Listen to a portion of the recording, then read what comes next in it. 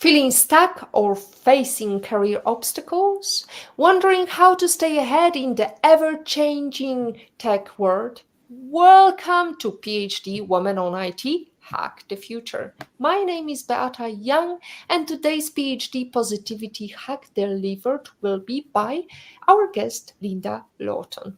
Topic: Tales of Dyslectic Coder. Episode 159 starts here. Let me remind you, this is a grassroots community that focuses on women on IT, an inclusive forum of women in technology, startups, and female leaders who are supported by men as well.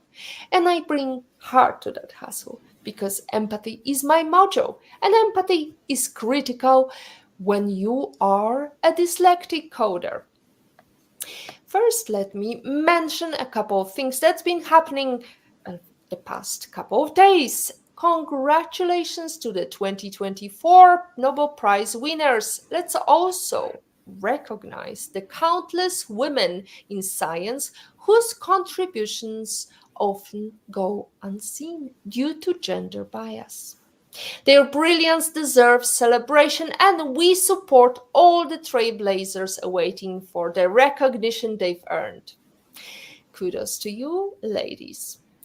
Cheers to Moko Fukanaga, CEO of Cosmo Bloom Incorporation, on winning the most disruptive award powered by Amazon at Women in Tech Global.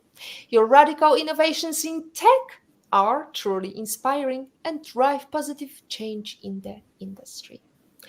And finally, hooray to today's PhD guest, Linda Lawton, for her recent achievement in starting a new position as lead software developer at KMD. We are excited to hear more about that, Linda, in the future. But in the meantime, let's focus on the tales of dyslectic coder.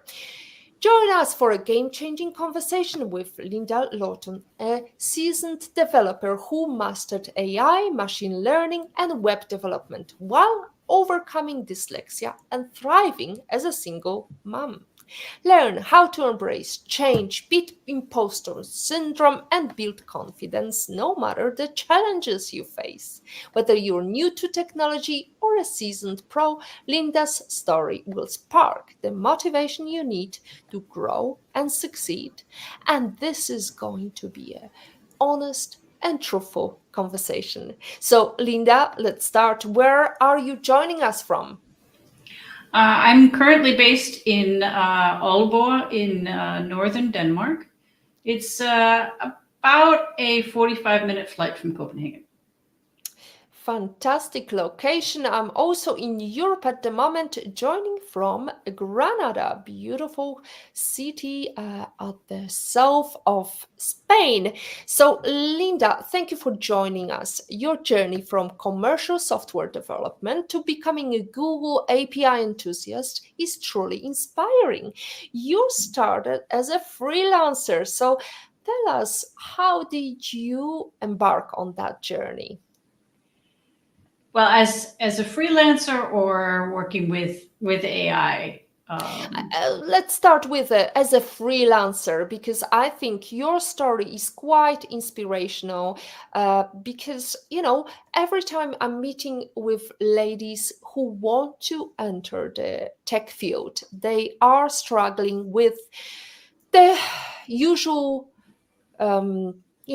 bias of I can't get the job because I have no experience, and I can't get experience because I have no job. So I'm wondering, what was your story? Well, I actually I got my first programming job probably back in 1995. So I have been working for a software developer for a number of years. In 2019, I was moving from one position to another, and I was applying for jobs. And like everybody, when you apply for jobs, you get a lot of no's and you get a lot of non-answers. So I had been looking for a while, and it just so happened that somebody I knew forward me over to his friend who owned a company that hired developers and basically um, they moved me over to, or sold me, or sold my abilities over to other companies. So I wasn't really freelance per se, but I was working as a freelancer. So I was working for this company, yet I didn't do any coding for them. I was coding, they sold me off to another company to do work for that one. So that was my first experience as a freelancer, because you're going to another company to work with them and you don't actually work for them, you work for somebody else. And it was a big reality check for me, because being a freelancer implies that you, one, know that what you're doing, and you don't really have anybody to depend on, because as a non-employee, they expect you to know all the answers. So you can't really make friends with your coworkers, which is kind of strange. That, and due to COVID, I was working remote to Copenhagen. I was originally supposed to be going to Copenhagen once a month, but when COVID hit, everything, the planes pretty much shut down. So I was literally working from home, which was fine. And I kind of enjoyed it. I actually enjoyed it more than I thought I would. And when I finally stopped working for them, I actually spoke with my husband and we discussed whether or not I could actually start you need to have a tax number and actually be freelance rather than looking for a new full-time job. And that's how I found my first actual freelance position, where I was my own boss and I have my own tax number, my own company. And it was, I guess I like to say I fell into it, if that makes any sense. It does. It does. And you enjoyed it so much until recently when you embarked on this new corporation. I know that you don't want to talk about it because it's so fresh. However, Linda, I we talked before today's live stream because one of the things that I like to do is really making a connection. And the very first meeting we had, it was in June in Berlin during Google I/O, Mhm. and I really liked the fact that you were, speaking very matter of factly and not talking about, the all the diversity issues and so on. You were just speaking the words of truth, and also about how bias can affect women.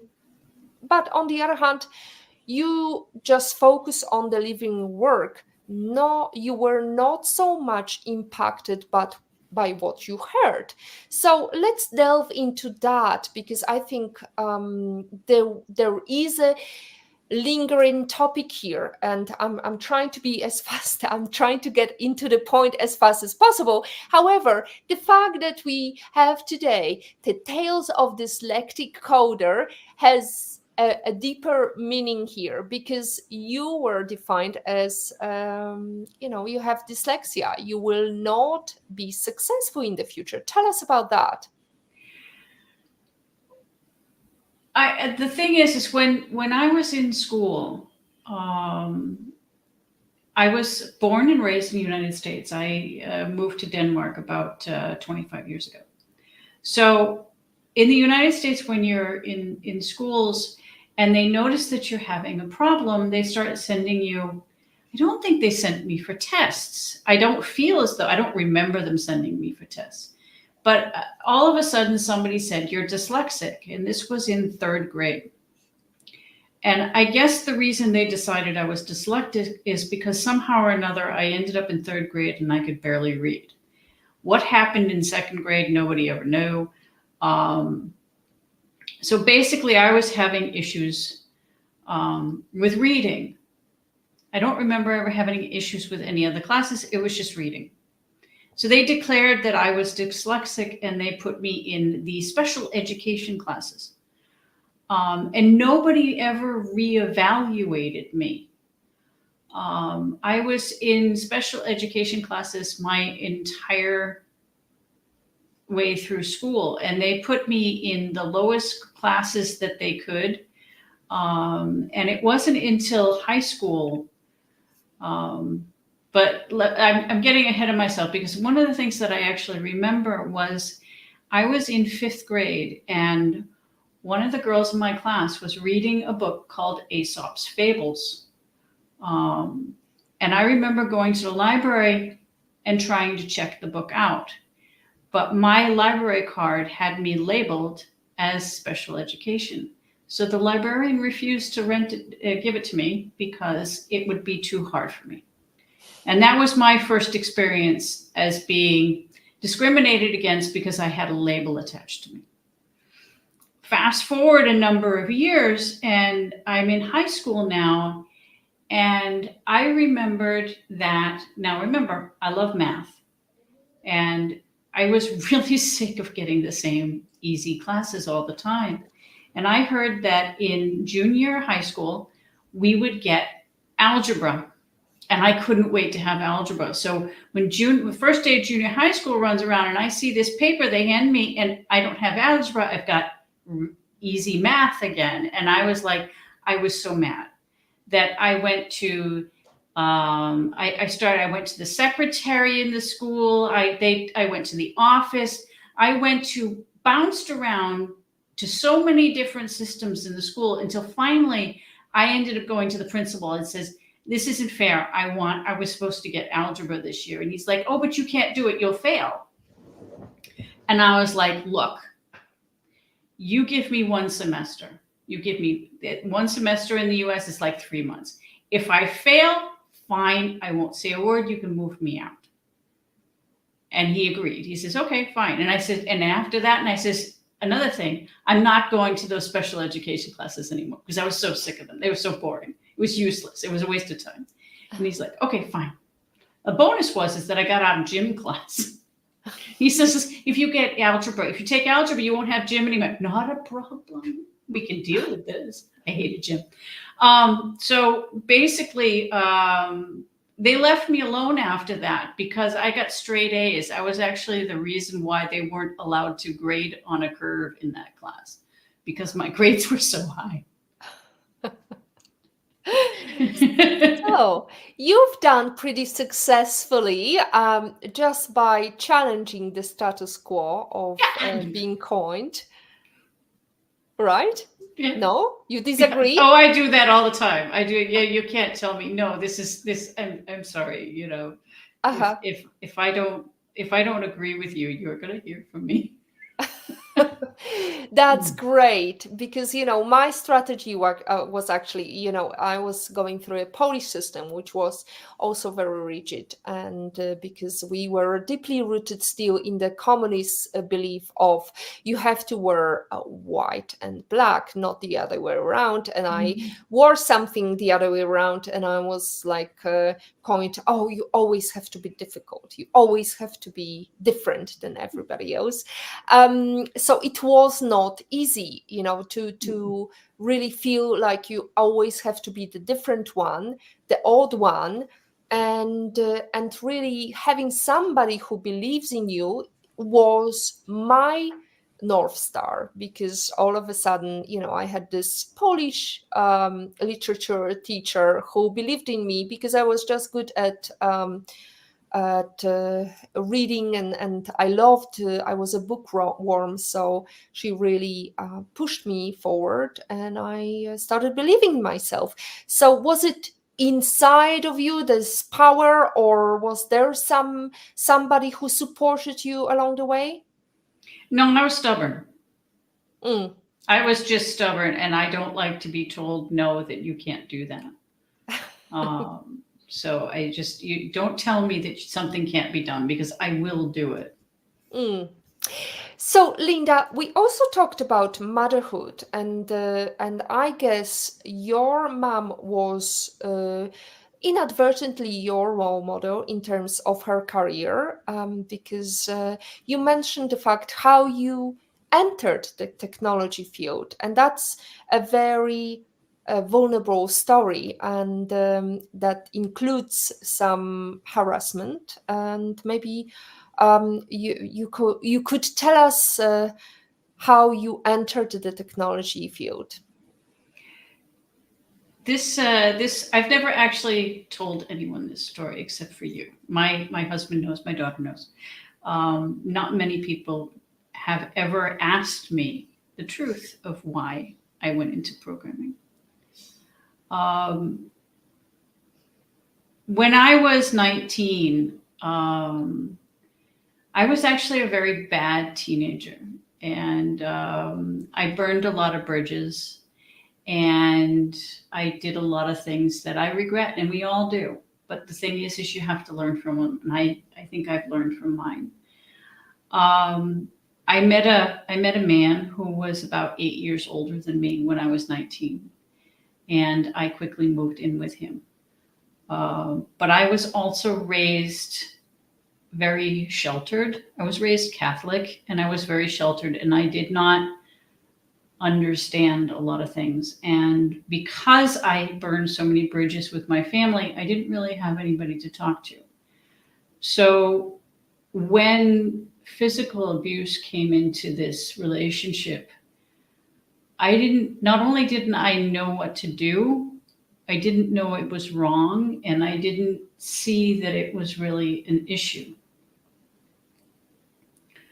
Or, well, I guess I did, but I didn't think I had a choice in the matter because I couldn't leave him, because at the time I was working at a gas station and I did not have a job that would have made enough money that I could afford an apartment on my own or a car on my own. I just wasn't making enough money, and I didn't see any way out.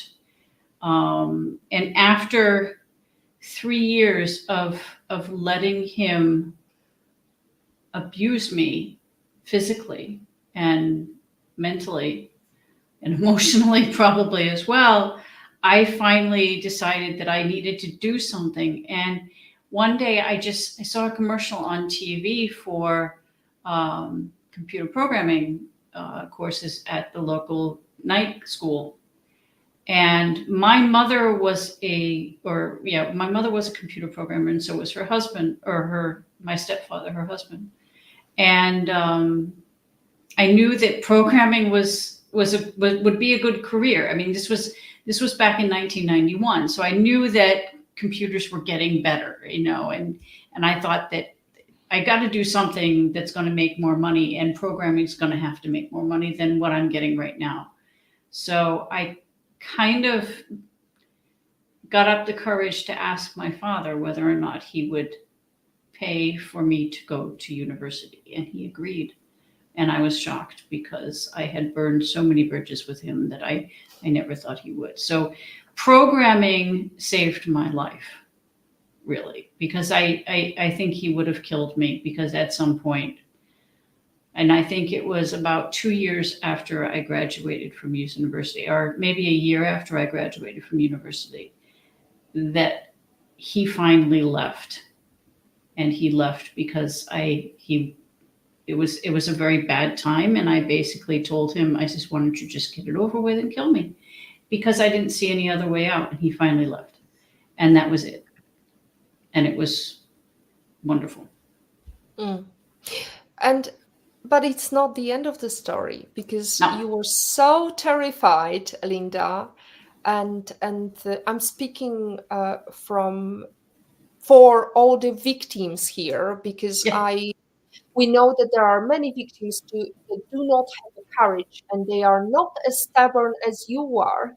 So tell us about that, because there is this moment of realization of the fear is really in your head. It's not really that big once you look it into I think he left in 1996 or Mhm. 97. It was around there.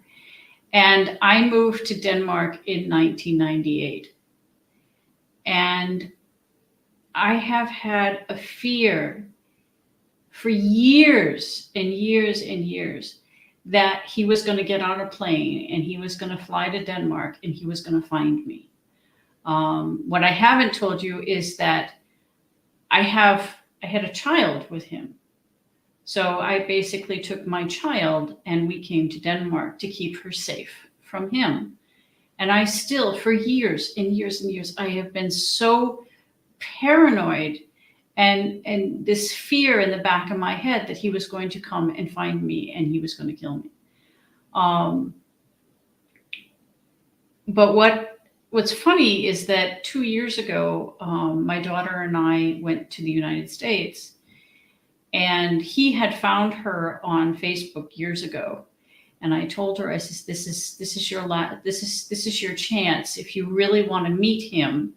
And I mean, he is her biological father. She doesn't know him because he left when she was 2, and she's 30. So I mean, this is your chance to meet him. So we went to a restaurant. Had my husband with me because I was still terrified. I had my husband with me, and my husband and I sat on a table, and Jessica sat with him, and they had a nice chat and left. But the funny thing is that I took a look at him, and karma's amazing. Karma's absolutely amazing. He looks terrible. I don't think I need to worry about him coming to get me because he doesn't, for one, he doesn't have any money. He didn't even have a car. He took a bus to meet us. He couldn't pay for her breakfast. I ended up paying for it. Oh yeah, and he has no teeth. Well, well, isn't it amazing that you saved your life, you saved your child's life, and we have a lovely comment from Patrick. In Patrick's opinion, wow, programming saved my life.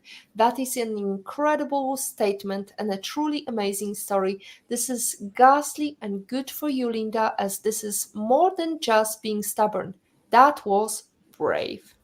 And I want to say, from my personal story, it's really brave to go out of this situation, because I tried to save somebody a couple of years back, and I failed the first time, but the second time I was so happy that this lady left this toxic relationship, this toxic marriage, even though she is living now without her child, because this was the only way she could save her. I keep telling her that's okay, that's better to have some sanity for yourself first before you can actually look after your child. However, we know that being a single parent in the world of technology is not an easy trait. So, Linda, tell us how you ended up, as a single mother, working in a new field, and what was it like as an experience? Working in the United States as a single mom was a nightmare. Um, my daughter was 2 or 3 at the time, and I can remember she got an ear infection, and the daycare won't take them if they have a fever and they haven't been on antibiotics for 24 hours. Well, I didn't have any more time off at work. What am I supposed to do? I can't take her with me. I can't take her to work. So I had to stay home. I almost got fired. They actually brought me in for disciplinary action. But when I came to Denmark, it's completely different here. If your child is sick, you can stay home. A lot of parents can work from home nowadays. And in the United States, I didn't get any extra money or anything, but in Denmark, I got help with paying for daycare. In the US, my daycare cost half what I was making every week was going to daycare. In Denmark, it was almost nothing that I was paying for daycare because I was a single mom. And then at one point, I was even getting help to pay for my apartment. So Denmark absolutely wonderful how much help I got as a single parent. The schooling was a little more difficult because I married a Danish man and he wasn't interested in helping to take care of Jessica. So even though I was married, I still considered myself a single mom because he didn't help with her at all. So dealing with the school system when I didn't speak the language, that was very difficult. Moving a country with a small child and being kind of alone was definitely not easy. But Jessica and I, we did it. It was her and I against the world, and we managed it. Mm. Because you knew that there was this north star that was leading you, and you are going to provide a better future. Were you thinking that living in Denmark saved you from going back to the toxic relationship, or was it just a choice of I want to explore Europe as a location for my future? When I was in fifth grade in school, we had an amazing history teacher, which is really weird for me to say because I hate history. I don't do I just can't remember it. I'm a math person, but I had this amazing history teacher and I can still remember him to this day. And he started telling us about Europe and what it was like there and that people have been there for thousands of years. And my dream in fifth grade was to live in Europe. So I had the opportunity to move to Europe. I jumped on it. I love it here.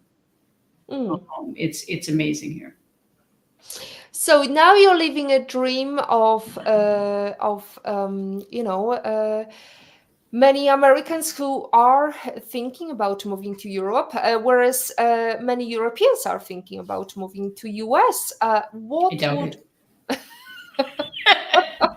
Well, I've got to tell you that my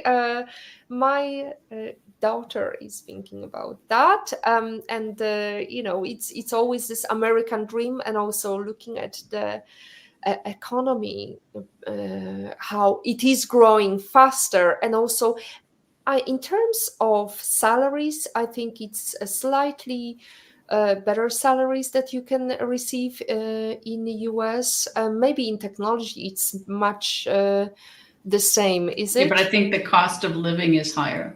Mm. And the fact that you do not have the work-life balance that you get in Europe. You Mm-hmm. are, as a programmer in Europe, you're, or at least back when I was there, you are almost expected to work overtime. And because I was a single mom and I could only work 40 hours a week, I often got spoken to because I was not able to put in the 60 or 80-hour work week. Mm.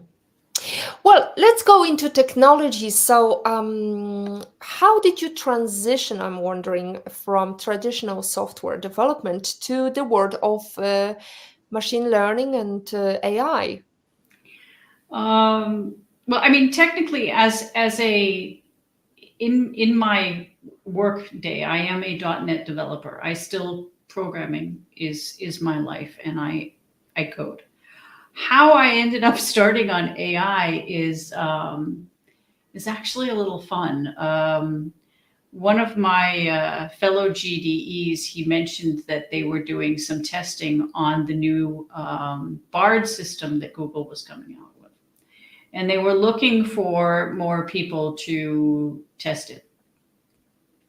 Now, I'd never worked with AI before, and AI almost always requires that you know Python, and I didn't know Python. Again, I'm a C#.NET developer. So, and he's like, come on, you can do this.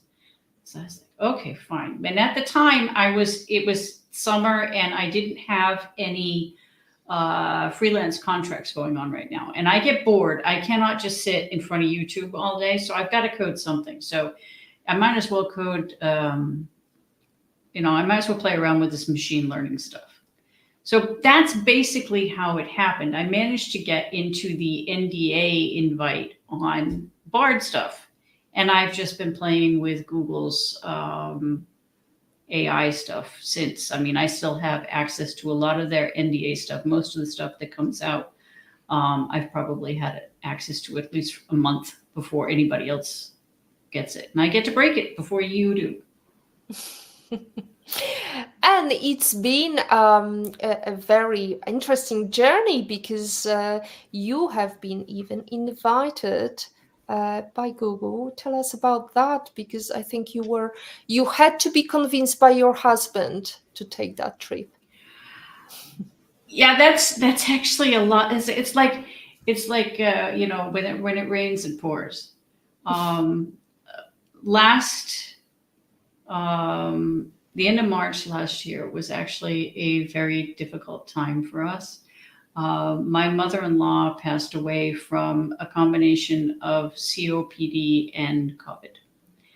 Um, it wasn't sudden because she'd been sick for a long time, but for me it was sudden because I expected her to live forever. But anyways, 3 days after she passed away, I got an invite from Google to join a. They wanted to have a meeting with me, which is not uncommon. Random Googlers will invite me to a meeting to ask me about different stuff all the time. Yes, it sounds strange, but yes, it does happen. And I don't get paid for this either. But anyways, but normally when they do these invites, they're like, can we talk next week or something?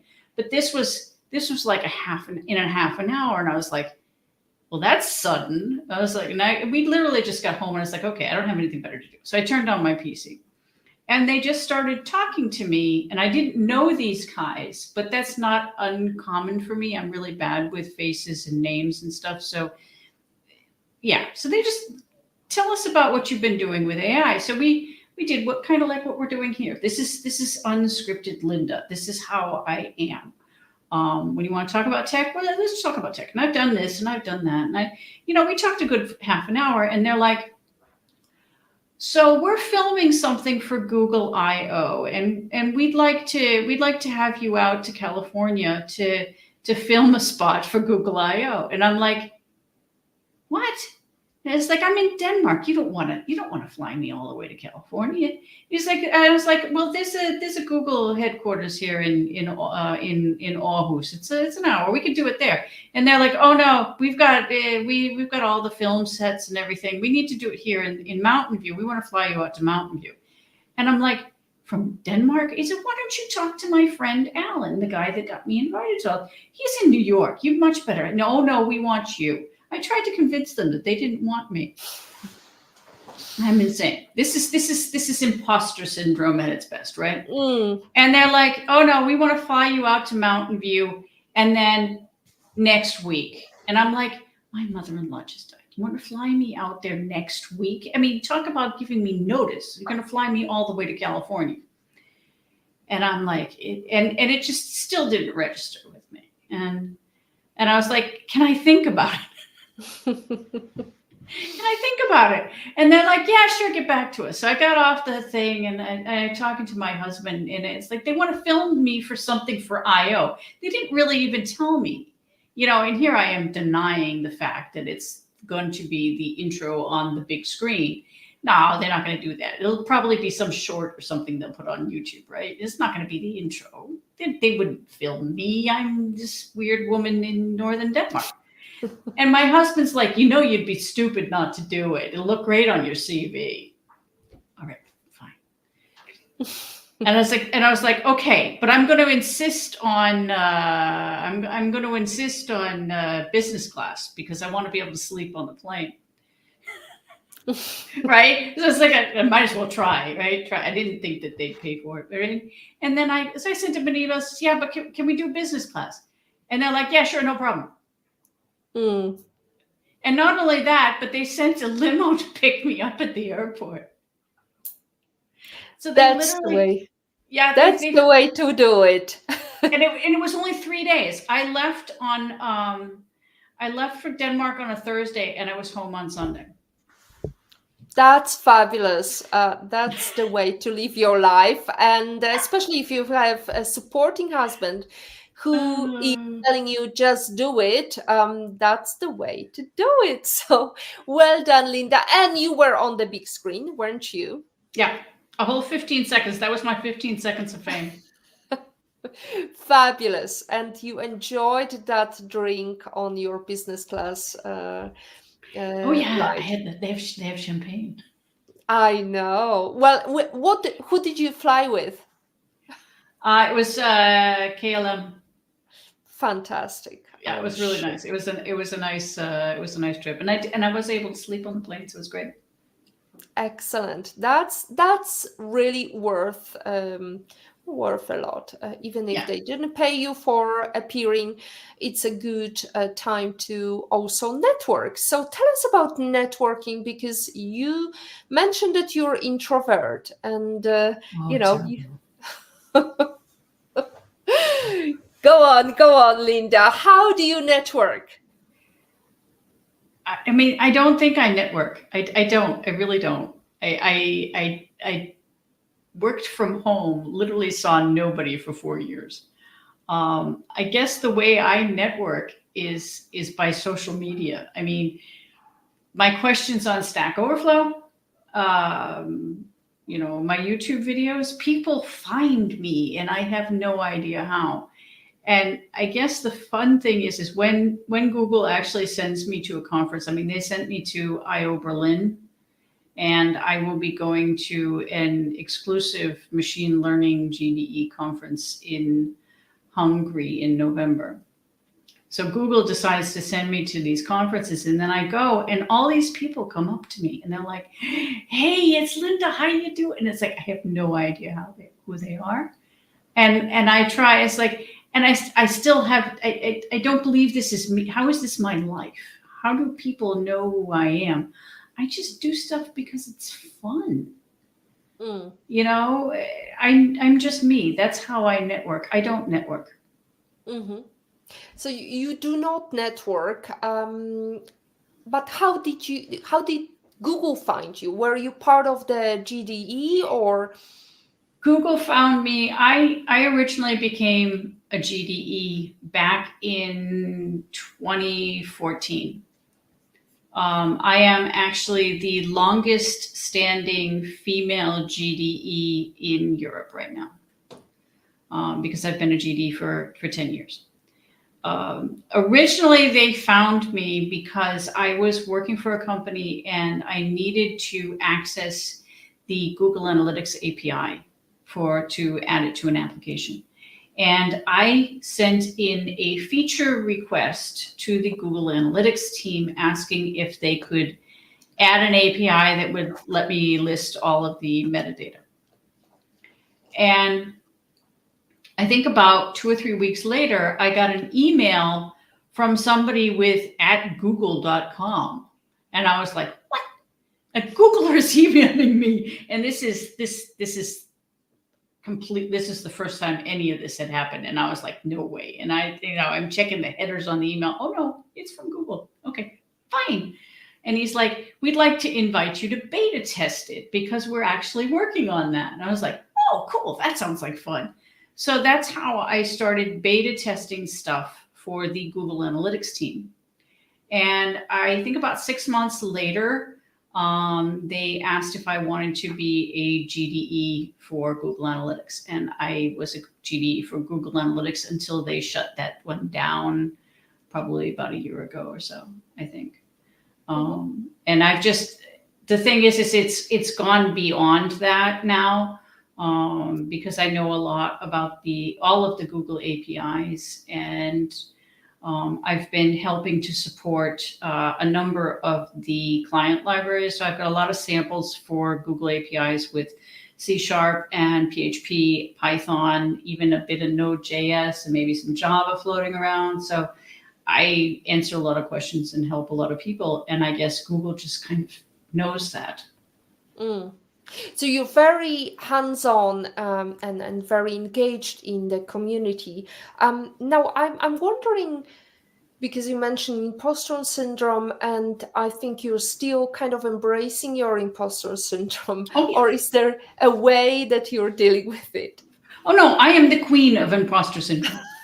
I am the queen, and I'm going to get a T-shirt made one of these days. Queen imposter. I know nothing. I don't understand why you would hire me. I mean, like I just started a new job, and I still find it hard to believe that anybody would put lead software developer in front of Linda's name because it doesn't make any sense to me at all.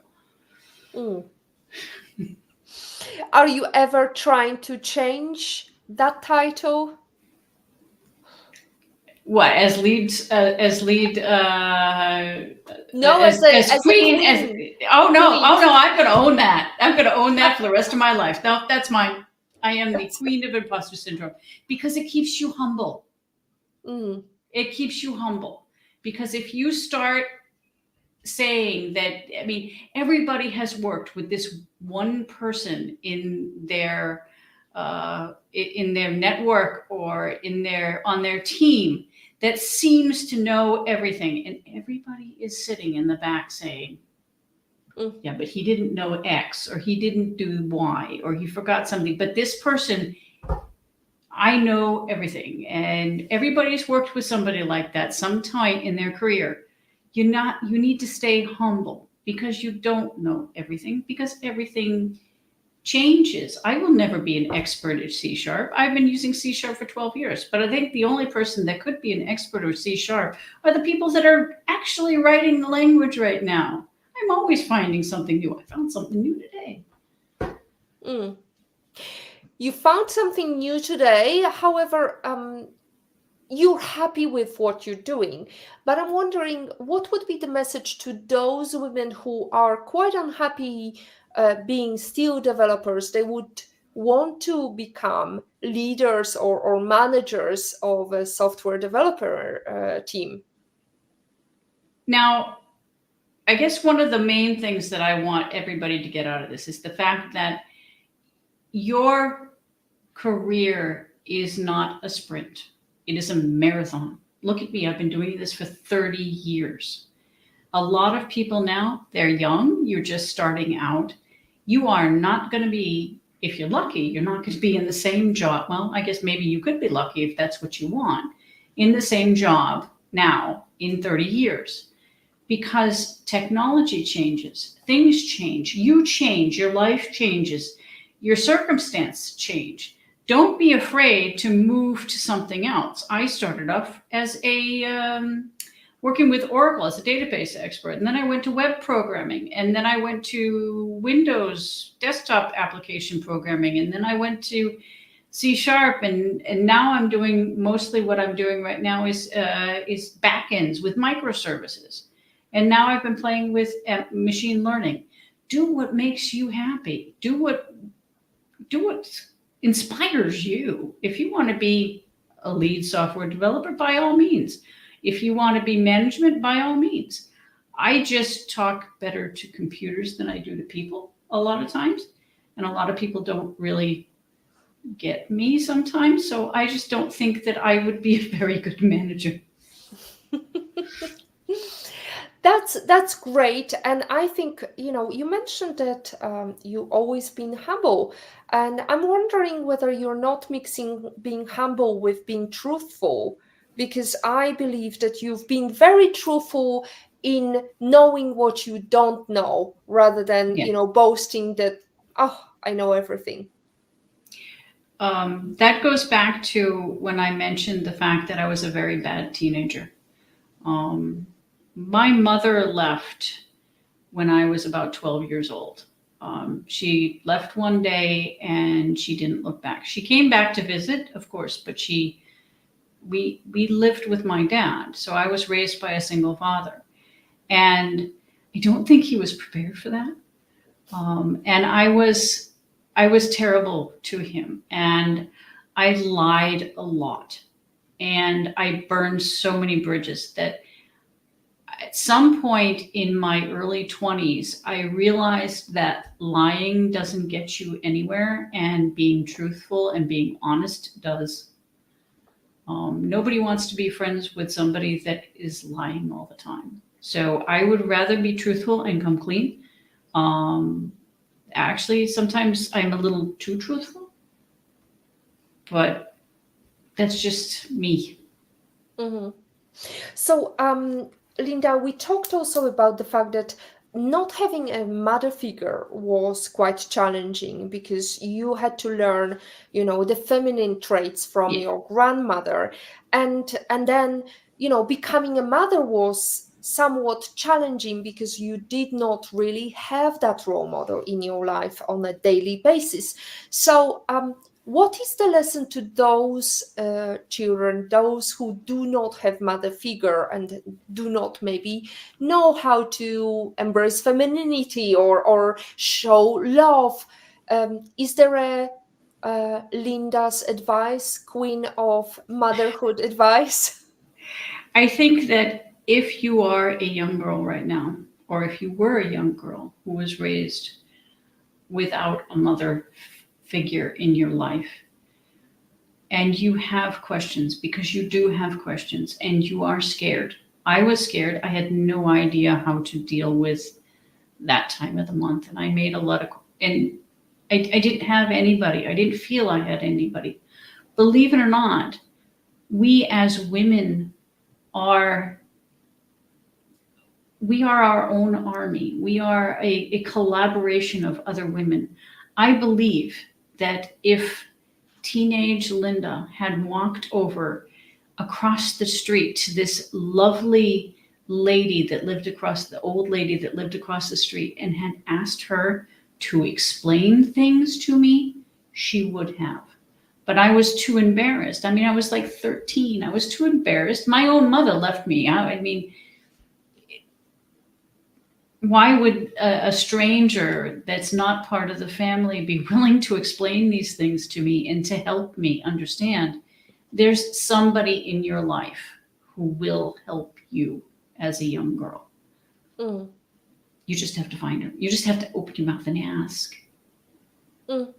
Well, and also be open to being vulnerable because there is a lot of vulnerability, and I really appreciate you, Linda, sharing your honest story without sugarcoating it, because life seems to be to Gen Z, and Mm-hmm. it seems to be so difficult and so complex. And of course, it is. It isn't Oh, yeah. easy, growing up with constant notifications, alerts, and, information overload. However, the humanity wins. And we talked about it many times during our Positivity Hack Delivered. For example, with episode about AI and how humanity is going to be definitely this element that AI will never take away from us. So, asking questions would be the number one advice. What else would be your advice to those women who want to enter technology field, and even if they don't have father who is going to sponsor their education, what would be other advice that you could give them? Well, nowadays you're lucky. You don't need to go to university to become a programmer or to get involved in IT. Everything's on the internet.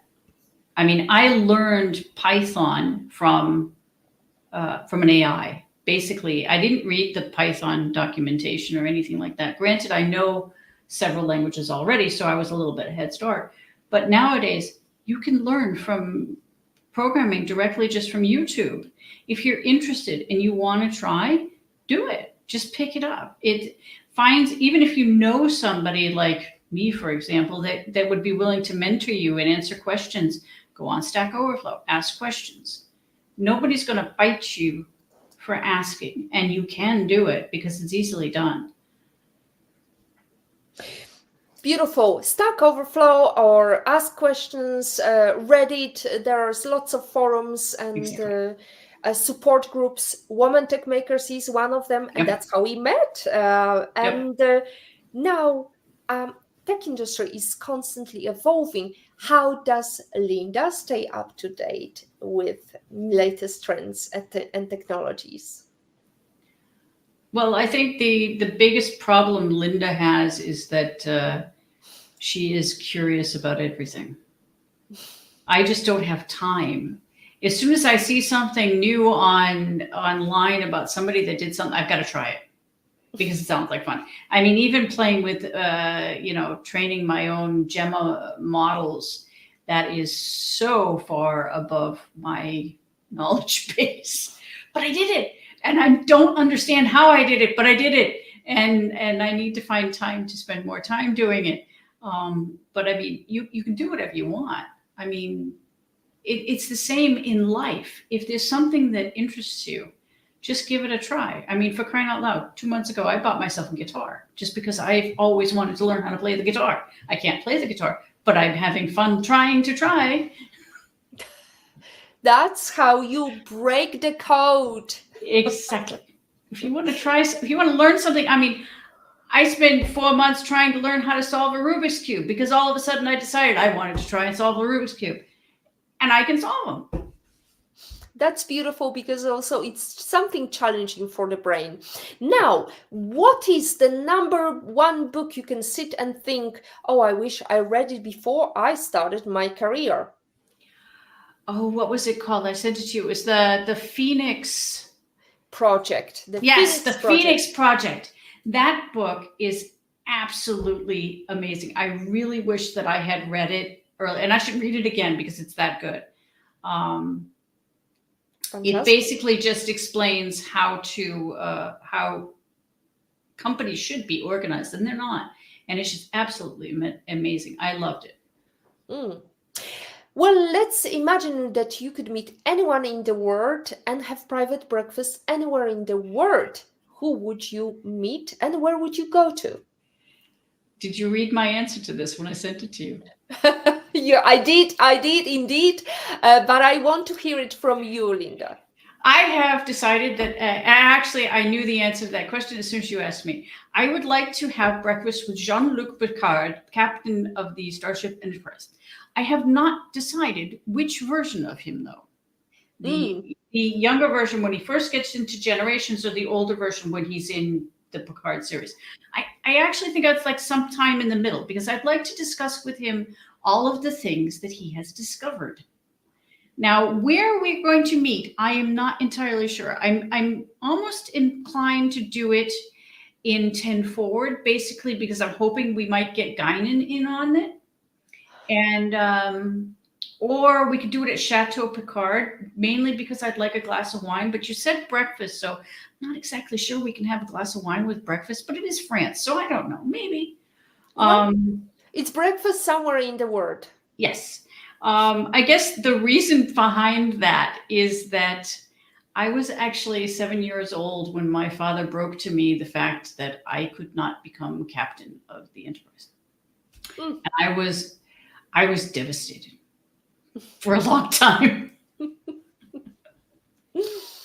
And now we can see many captains of many ships and women going into the space and you breaking the code and being invited on the business class. Maybe next time, Linda, you should ask for a private jet. Yeah, my husband wanted to come with me. Oh, there you go. You should ask for, your I need moral support. Company. Yeah, exactly. Yeah, I need moral support. Absolutely. I could take Snickers as my security pet or something on the plane. I don't know. Yeah, Snickers is your parrot. Let's explain to our viewers that Snickers is a parrot, not like feeling a star, have a Snickers moment. No. Snickers is my coworker. He's my little parrot, and who's very upset because you locked him in the other room. And yes, I locked him in with Dad. And it's his bedtime, which means and Mom is not there to put him to bed. So he was very annoyed when we first started this live stream. I think he's gone to bed because I haven't heard him in a while. Okay, so let's wrap it up. And can you give us your life lesson quote and how did it change you? Did I have a life lesson when you asked me? I think I had one. No, yes. I can't remember. I can't remember what I had said that my life lesson is. So here is yeah. I'm gonna help. Yeah, it was just. Yeah, it was. Yeah, be kind. I can live with that. Yeah, be kind and listen to the people around you. That's it.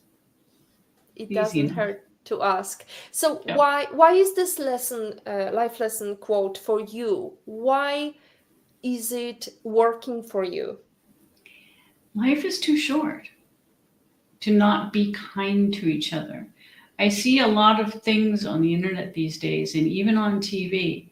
And this people are very negative, and it's like you automatically assume that this person in front of you is going to attack you.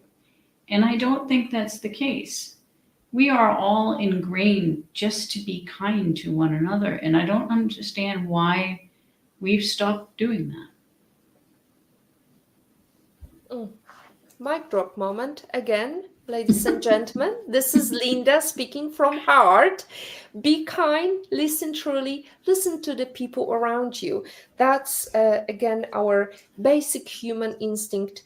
Open your heart to others, and you may have heart opened for you. Linda, we also like to quote Eleanor Roosevelt, who once said, "Women are like tea bags. You never know their true strength unless you put them in hot water." So, how are you brewing in hot water? How are you dealing with unkind people? Well, so I guess that's the thing is I don't actually get that many unkind people. I really haven't in my life. I've been very lucky, and I think that's because of how I come across. Um, so I think I've been pretty lucky in that way. But how I am in hot water, I guess, depends upon the situation. And then if you ask my husband, I can get stressed sometimes depending upon what's going on. But most of the time, it's by change. If things change, or if he doesn't follow the existing plans that I put in place, then sometimes I can get a little bit annoyed. But Mm. Well, I believe this is a lesson to those who are listening to us, which is a great quotation that Racy have found, although I do not believe it is by Ralph Waldo Emerson. I believe there is Muriel Straught by what I recall. Do not follow where the path may lead. Go instead where there is no path and leave a trail. And Linda is definitely one of the women who are leaving the trail, is breaking the code, breaking the system, and helping many others to make their own path into technology, into the world of humanity, human connection. Linda, it's been a real pleasure to chat to you today, and thank you once again for being honest and having this conversation. Muriel Straught, indeed. Thank you, Patrick, for bringing that quotation back to us.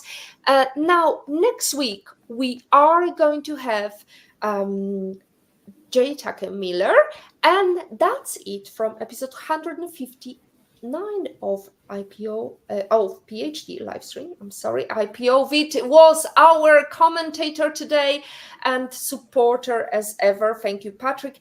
And Linda, once again, thank you so much for sharing your insights, your experiences, and your humble and very truthful opinion on how you can make your career as a freelancer or dyslexic coder.